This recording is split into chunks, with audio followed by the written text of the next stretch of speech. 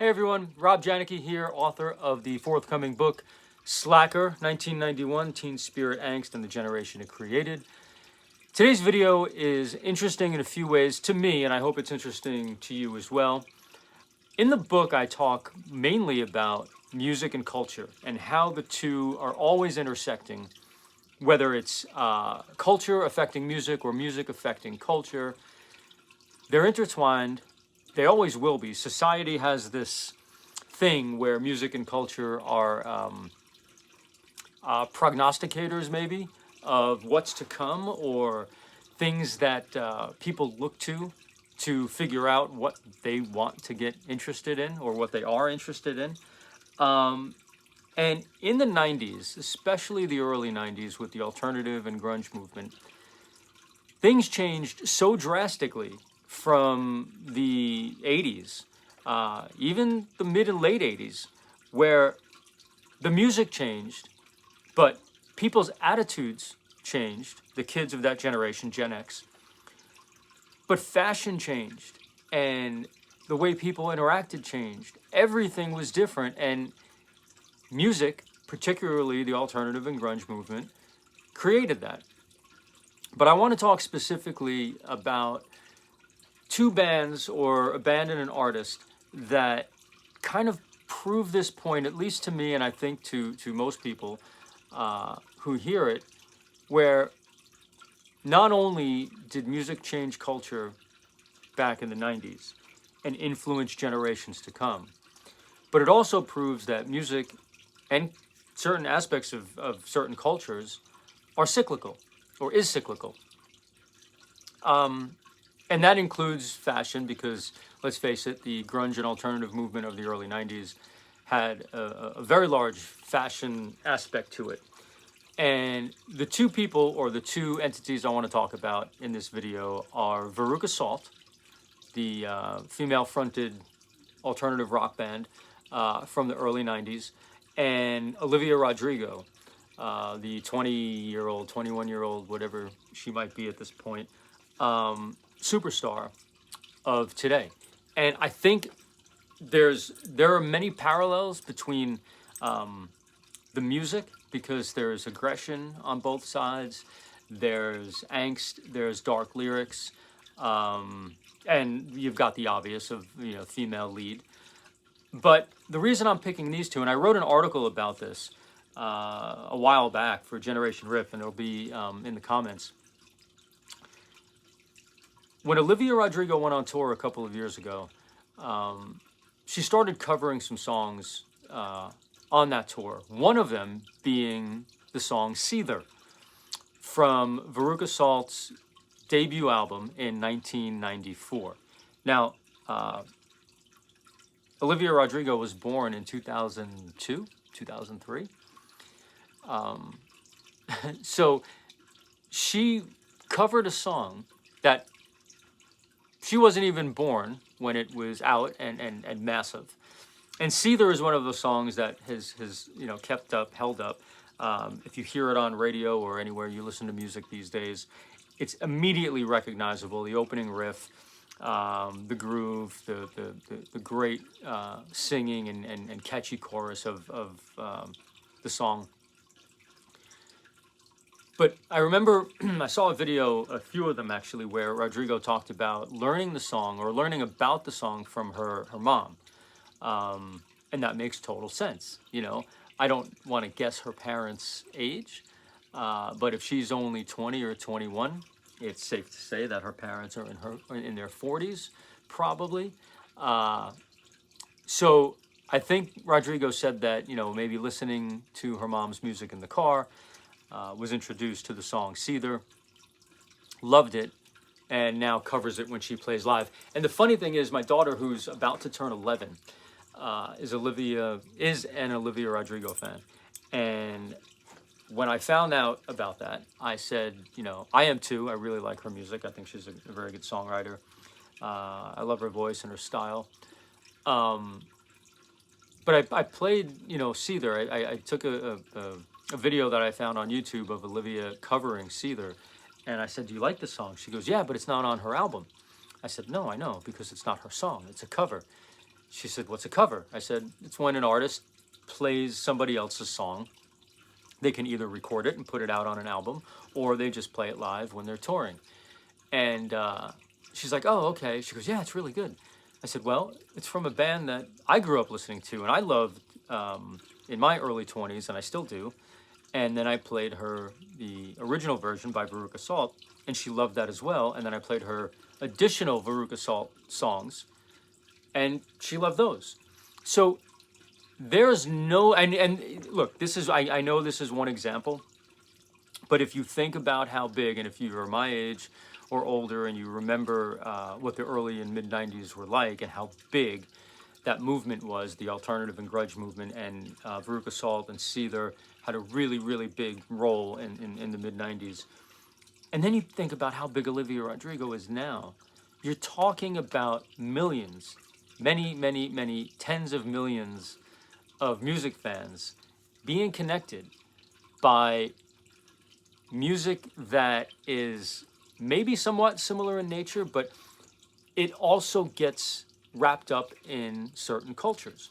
Every 30 years or so, I've read many reports that say that not only music gets recycled and comes back, but the culture or the fashion or a combination of the two, or the ethos that you know generations have at a certain time, they come back. If they were big enough and important enough, maybe big enough's the wrong term, but certainly important enough or creative enough, different enough to make people sort of stand up and recognize it. And the early and mid 90s, that time, that era is still lasting, and it's going to last for a very, very long time to come. It's one of the reasons I wrote the book. It's another reason why I've already started on my second book with very similar themes. And I just wanted to point out that this connection is not all, I mean, it's unique in you've got very big artists who dominated the times where they were out, or when they were out. But this is going on every level. You can hear bands completely inspired by bands today, inspired by bands of the 90s, and in all genres, really. And I don't really think that's going to go away anytime soon. And I think that's a really, really good thing. I wanted to read, I did a little bit of research too on, I mentioned fashion earlier, and I'm a t-shirt and jeans guy. I have nothing to do with fashion, but I remember when grunge was first around and hit, and the fashion really was a part of it. I know it got co-opted by advertising agencies and record labels and MTV, and eventually, you know, runways all across the world. Fashion designers were putting supermodels on the cover of magazines, and, you know, ripped up jeans and shorts and flannel shirts.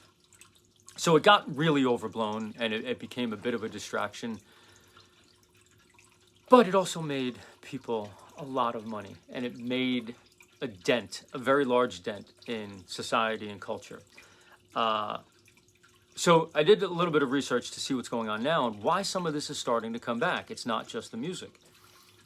So the fashion site and analyst site Edited, their senior fashion retail analyst said that designers are turning back the clock to the 90s, creating a grunge revival. Edited found that a 28% year-over-year increase in apparel using the term grunge going back from 2022 to 2023 is what they're looking at. So essentially, 28% year-over-year increase in apparel using the term grunge. Like that, just think about that for a minute.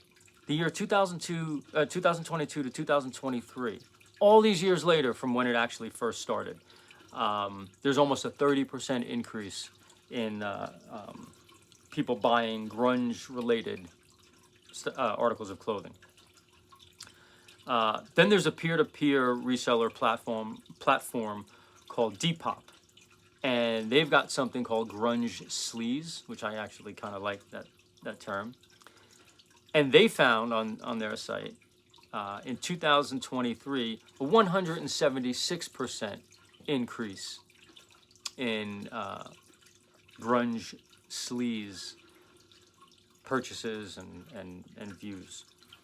And then you can go even further, and I'll sort of end with this one here. A lot of people live by TikTok in many ways in this day and age, which is understandable considering how big it is. And here's a report from TikTok. As of April of 2022, the hashtag grunge has been viewed 4.4 billion times globally on the platform. 4.4 billion. Some people would say grunge ended in 1994 when Kurt Cobain committed suicide. I contend in the book that it lasted a little bit longer than that. My year, I always talk about, is 1997, when Soundgarden broke up. And to me, that was the flatlining point. Either way, we're talking about decades ago when it was at its peak.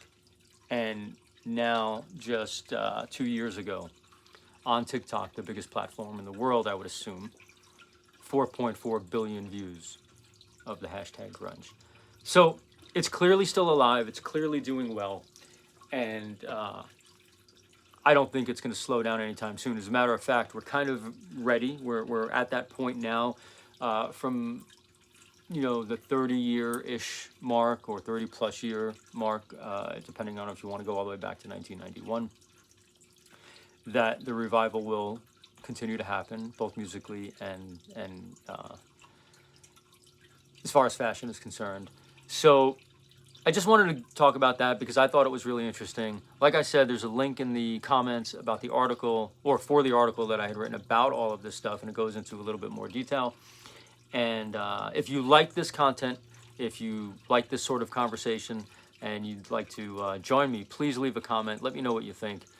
Like the channel, or subscribe to the channel, I should say, and like the video and share it with people so I can continue to do these videos and get the message out about this sort of stuff, because I do a ton of research on it for my writing, so I like to share it. And I will talk about my book a lot here, so I'd like to share that with as many people as well. So thanks for listening, and I'll see you all soon.